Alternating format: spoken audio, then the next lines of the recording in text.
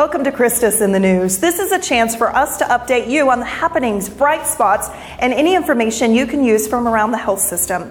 Let's begin with some interesting facts about CHRISTUS Health's newest leaders. Dr. Sam Bakchi is CHRISTUS Health's new Chief Medical Officer and Chief Medical Information Officer. Dr. Bakchi prefers for all of us to call him Sam. If you see him, welcome him to our CHRISTUS family.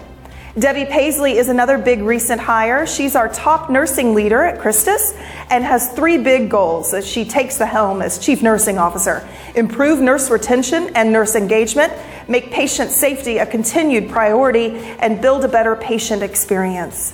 Longtime CHRISTUS Trinity Mother Frances leader Chris Glennie has received a promotion. He's the new President and Chief Executive Officer of CHRISTUS Trinity Mother Frances Health System.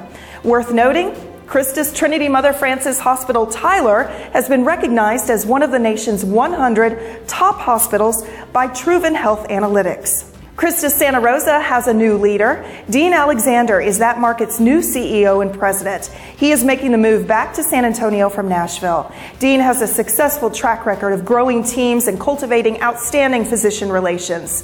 Welcome, Dean. Attention all CHRISTUS associates. Did you know your voice could win you a vacation?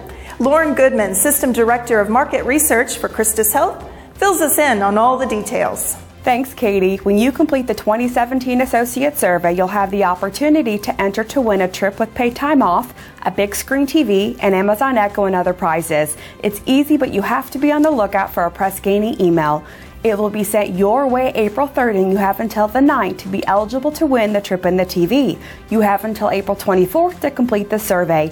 Your feedback is valuable, and your survey responses are anonymous and confidential.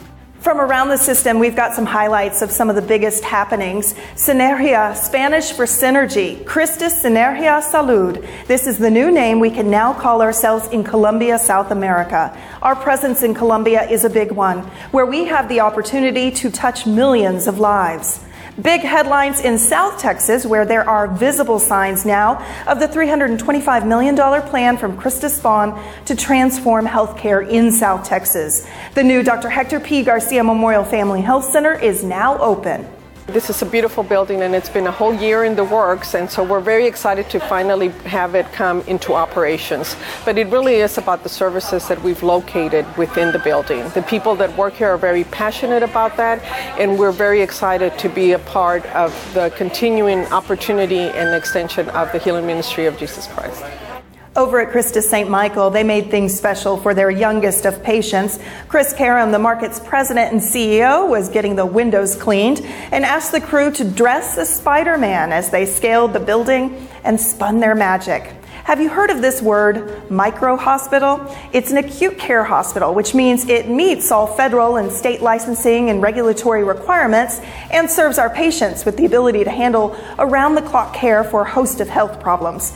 But it does offer a condensed number of inpatient beds. And coming soon to Southeast Texas, a micro-hospital to complement the region's new CHRISTUS Mid-County Outpatient Center. And in northern Louisiana, CHRISTUS Health Shreveport-Bossier. Both of these facilities are slated to open as ultra-modern micro-hospitals later this year. And in case you have not heard this, CHRISTUS is really growing in Northeast Texas. The union of Good Shepherd Health System and CHRISTUS Health in early February continued that growth. Since the Trinity Mother Frances partnership last May, CHRISTUS Northeast Texas has grown to more than 9,000 associates. There are almost about 2,300 physicians in the medical staff in that region, and a total bed count of almost 1,500. Finally, we want to leave you with a really great story, totally reflective of our mission. It comes from one of our doctors from the CHRISTUS St. Mary Clinic in Southeast Houston. We had a gentleman who, although he was paralyzed from the waist down, was self-sufficient because with his wheelchair, he could drive himself, he could go to work, and he could do his job as a mechanic. But without his wheelchair, he wouldn't be able to do that. So he told us that his wheelchair was just falling apart, and he'll fix little pieces of it when he can, but it costs too much money and it's difficult, and he's done a lot of work on it many times, and so it's just kind of to the point of falling completely apart. He actually asked if I just knew a wheelchair shop that he could go to try to figure out what he needed to fix this time to get it to keep working for him. Dr. Boulay was going around her normal day, and she came out saying that one of our patients needed a wheelchair. and she came to ask me, hey, I have a big project for you. And I was like, okay. So I took it on, and then she said, I need you to find this wheelchair. So I went ahead and called the patient, and he said it had to be a Quickie 2 wheelchair. So I said, okay. So I looked it up and didn't know it was like $2,000 of a wheelchair.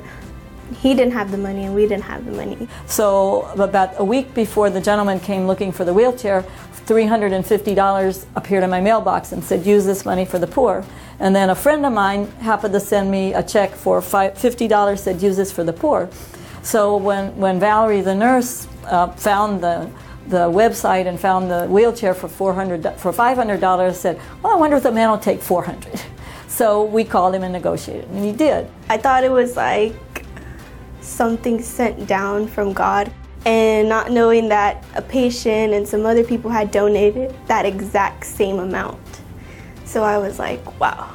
The mission is to extend the healing ministry of Jesus Christ, and so I think that the way this falls in is perfectly in line with that. That basically the idea is you see a need and you respond to it. You love people however you possibly can, knowing that that's often something very tangible that you can do. Thanks for watching this Christus in the News update. We'll see you next time.